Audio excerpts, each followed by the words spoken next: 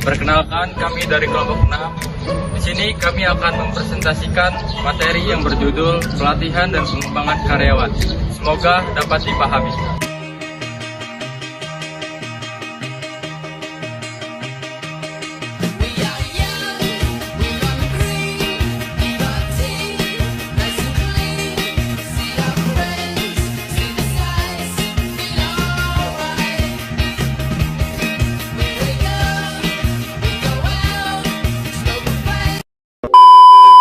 Baik, materi pertama yaitu bidang pelatihan karyawan.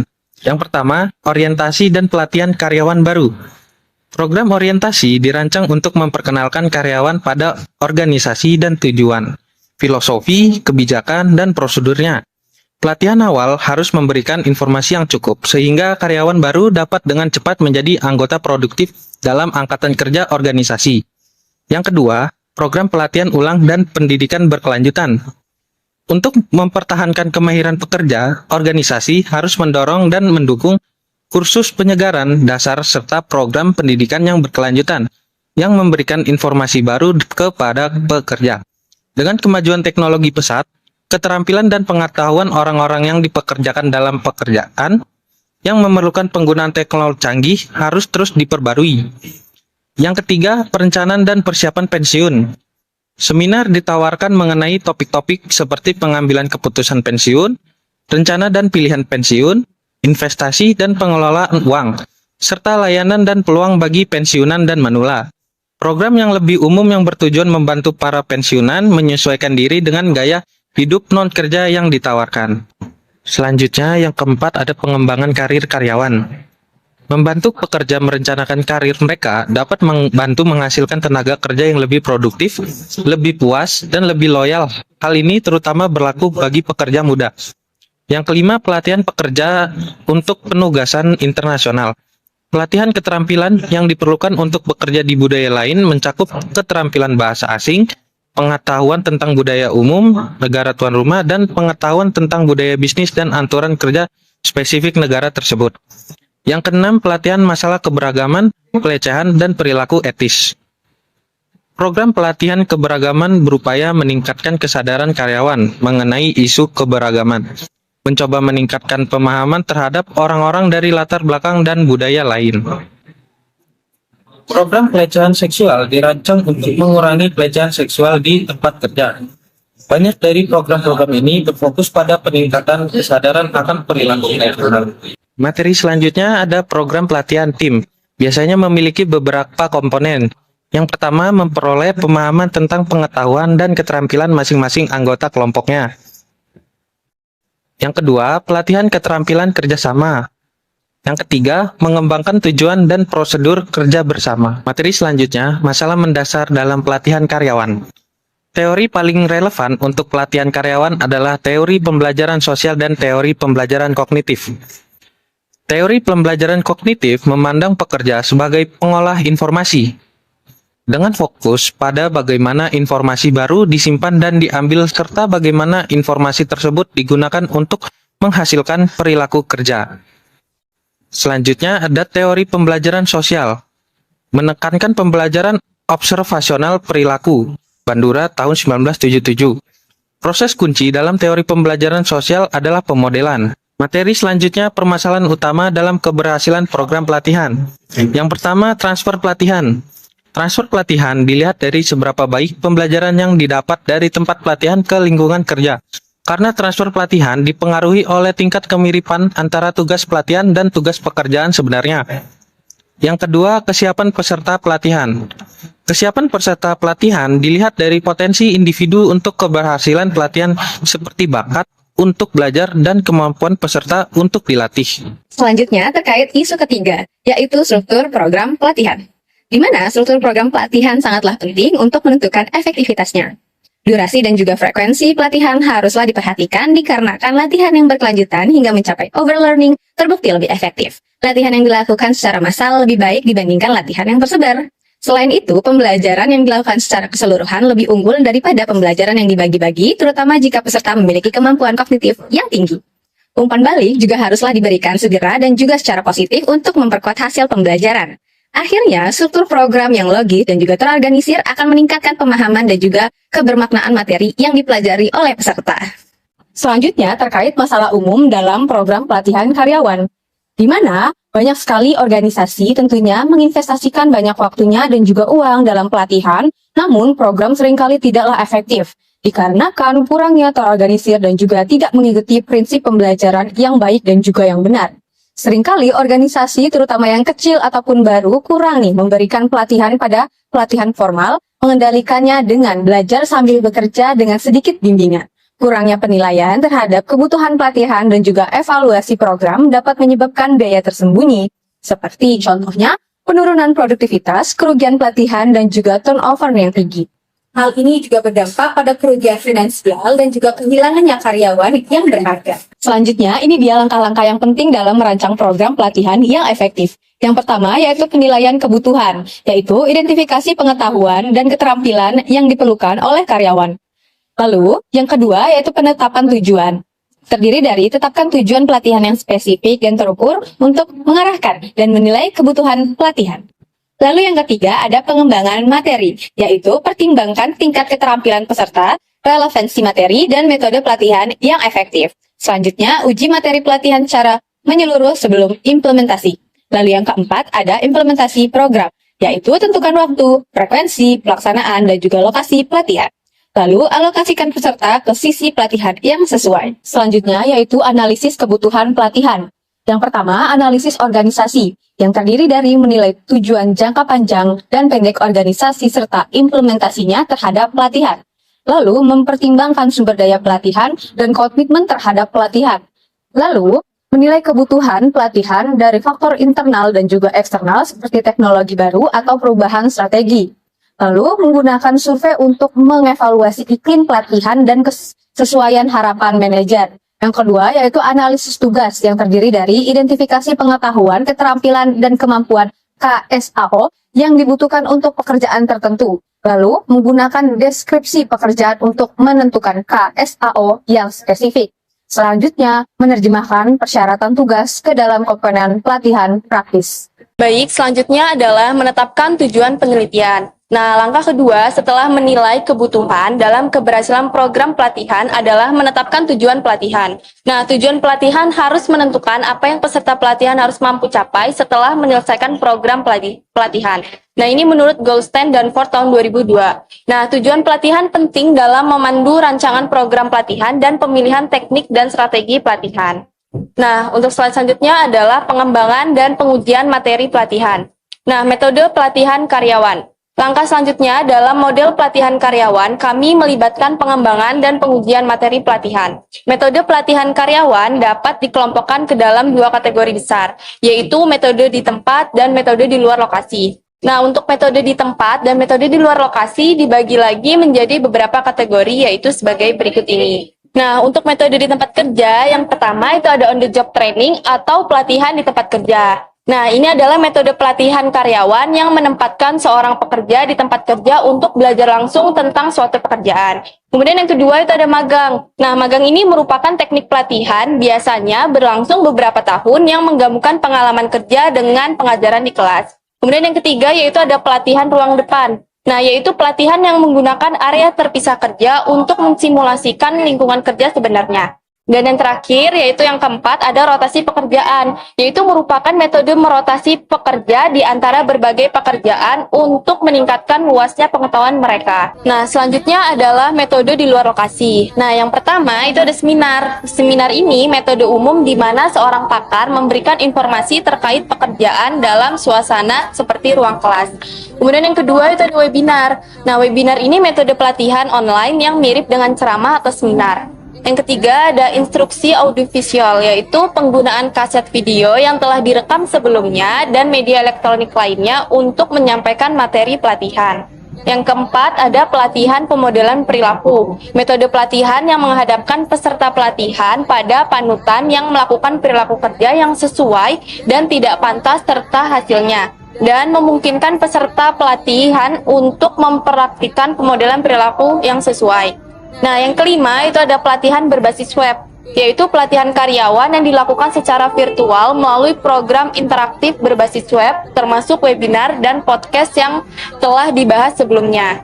Nah, untuk yang keenam, itu ada instruksi terprogram, yaitu pelatihan individual yang dilakukan secara mandiri, di mana peserta diberikan materi pelatihan dan dapat menguji seberapa banyak yang telah mereka pelajari. Dan untuk yang terakhir, yaitu yang ketujuh, adalah instruksi dengan bantuan komputer.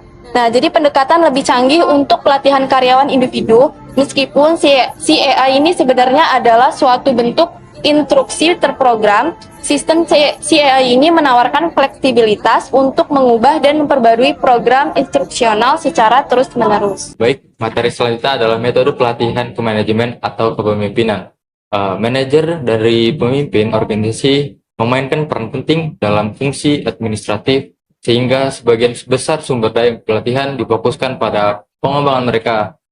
Salah satu teknik pelatihan manajemen yang populer ialah studi kasus pemecahan masalah, di mana peserta diberikan masalah organisasi yang nyata atau hipotesis untuk dianalisis dan diselesaikan.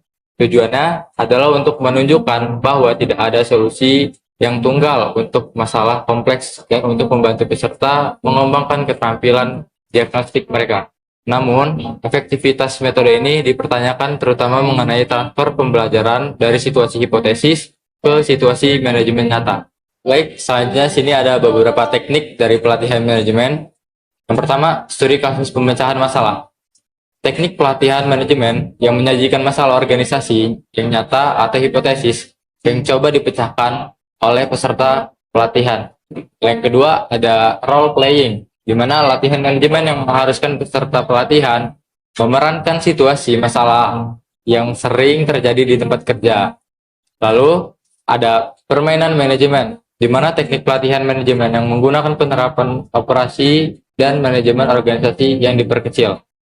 Lalu yang terakhir ada teknik pelatihan atau diskusi kelompok konferensi. Lalu di situ merupakan teknik pelatihan manajemen yang tidak terstruktur, di mana peserta terbagi ide, informasi, dan masalah disebut juga diskusi kelompok. Selanjutnya ada pembelajaran tindakan, di mana ini adalah jenis pelatihan atau pengembangan manajerial yang sangat kompleks dan melibatkan terdiri dari tim karyawan yang berkumpul untuk mengerjakan masalah atau isu terkait perusahaan. Lalu ada mentoring, di mana mentoring ini adalah program pelatihan yang pekerjanya yang tidak berpengalaman mengembangkan hubungan dengan pekerja sebagai penasihat. Lalu ada coaching yang biasanya merupakan hubungan tatap muka antara konsultan dan eksekutif atau manajer kunci yang dirancang untuk membantu mengembangkan dari meningkatkan kinerja profesional eksekutif atau yang disebut populer. Baik, selanjutnya adalah materi implementasi program pelatihan. Langkah selanjutnya dalam model pelatihan adalah penerapan program pelatihan. Saat melaksanakan program pelatihan, faktor-faktor seperti kesiapan peserta latihan, harapan peserta latihan, dan iklim pelatihan, di mana apakah karyawan dan organisasi merasa positif terhadap pelatihan tersebut dan mendorongnya perlu dipertimbangkan. Seiring dengan kemajuan pelatihan, penting bagi peserta untuk pelatihan untuk diberikan umpan balik tentang pembelajaran mereka dan kesempatan untuk mempraktikkan teknik atau perilaku yang baru dipelajari. Materi berikutnya adalah evaluasi program pelatihan. Komponen penting dari setiap program pelatihan karyawan adalah evaluasi efektivitas pelatihan, karena tidak ada gunanya menginvestasikan uang dan sumber daya dalam program pelatihan, kecuali program tersebut benar-benar berhasil. Meskipun penting, hanya sedikit program yang benar-benar dievaluasi secara ketat. Terkadang program pelatihan tidak dievaluasi karena pelatih organisasi tidak memiliki keahlian untuk melakukan evaluasi atau pihak administrasi tidak mendukung upaya evaluasi. Salah satu kerangka kerja yang sangat berguna menyatakan bahwa empat jenis kriteria untuk mengevaluasi efektivitas suatu program adalah: yang pertama, ada kriteria reaksi. Yang kedua, ada kriteria pembelajaran. Yang ketiga, ada kriteria perilaku. Dan yang keempat, ada kriteria hasil. Baik, selanjutnya terkait desain pretest post-test. Desain ini merupakan desain untuk mengevaluasi program pelatihan yang membuat perbandingan ukuran kriteria yang dikumpulkan sebelum dan sesudah pengenalan program. Nah, jadi untuk memastikan efektivitas program pelatihan, seseorang harus menerapkan desain eksperimen yang lebih canggih dan benar yang menggunakan setidaknya satu kelompok perlakuan yang menerima pelatihan dan satu kelompok kontrol yang tidak menjalani pelatihan apapun. Seperti desain eksperimen yang lebih canggih adalah desain 4 kelompok Solomon, seperti yang dikatakan Solomon pada tahun 1949, metode ini menggunakan 4 kelompok, yaitu 2 kelompok terlatih dan 2 kelompok tidak terlatih. Selanjutnya, dalam desain Solomon, 2 kelompok diukur sebelum dan sesudah pelatihan, dan 2 kelompok lainnya diukur hanya setelah pelatihan. Hal ini bertujuan untuk mengesampingkan efek dari tindakan pra-pelatihan yang dapat mempengaruhi hasil. Meskipun desain 4 kelompok Solomon merupakan desain yang efektif untuk mengevaluasi program pelatihan, namun desain ini kurang dimanfaatkan, terutama karena banyaknya jumlah peserta dan kelompok yang dibutuhkan, yaitu menurut pendapat Brewer pada tahun 1988. Baik, selanjutnya terkait masalah kesetaraan kesempatan kerja dalam pelatihan karyawan. Pelatihan dikaitkan dengan prestasi kerja dan dapat mengarah pada tindakan personel seperti kenaikan gaji, promosi, dan pemutusan hubungan kerja seperti yang dikatakan Russell pada tahun 1984. Yang pertama, kita akan membahas terkait isu prasyarat pendidikan atau pelatihan. Karena anggota kelompok yang kurang mampu cenderung memiliki pendidikan dan pelatihan kerja formal yang lebih rendah dibandingkan anggota kelompok yang lebih mampu, menetapkan tingkat pendidikan atau pelatihan tertentu sebagai prasyarat kerja dapat dianggap diskriminatif. Berikutnya, dalam hal ini terdapat Undang-Undang Kesempatan Kerja yang setara, yaitu melindungi terhadap diskriminasi dalam memberikan akses terhadap pekerjaan. Selanjutnya, pembahasan terkait mencegah diskriminasi dalam pelatihan. Nah, untuk mencegah diskriminasi dalam pelatihan diperlukan pendidikan perbaikan. Dalam hal ini, yaitu pengusaha harus mampu mengambil langkah untuk mencegah diskriminasi dengan memberikan pendidikan perbaikan atau pelatihan bagi kelompok pekerja yang tidak memiliki prasyarat pendidikan. Contohnya yaitu beberapa pemberi kerja mendukung lembaga-lembaga yang melatih para pengangguran kronis setengah atau pengangguran dalam keterampilan kerja dasar.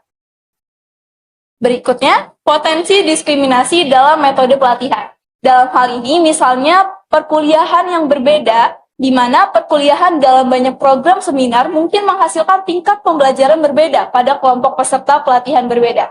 Contohnya yaitu kelompok masyarakat kurang mampu mungkin tidak memiliki pendidikan yang dibutuhkan untuk memproses informasi dan melakukan ujian dengan baik, sehingga menggunakan hasil kelas pelatihan untuk menyaring atau menempatkan pekerja dapat menyebabkan diskriminasi. Selanjutnya mengenai kasus diskriminatif dalam pelatihan. Terdapat kasus diskriminatif yang terdapat dalam pelatihan seperti aktivitas berat, di mana kursus pelatihan yang memerlukan aktivitas barang berat dapat membeda-bedakan perempuan dan laki-laki. Contohnya yaitu kursus pelatihan bagi petugas pemadam kebakaran yang mengharuskan peserta mengangkat dan membawa boneka seberat 150 pon di bahu mereka sejauh beberapa meter atau menuruni tangga.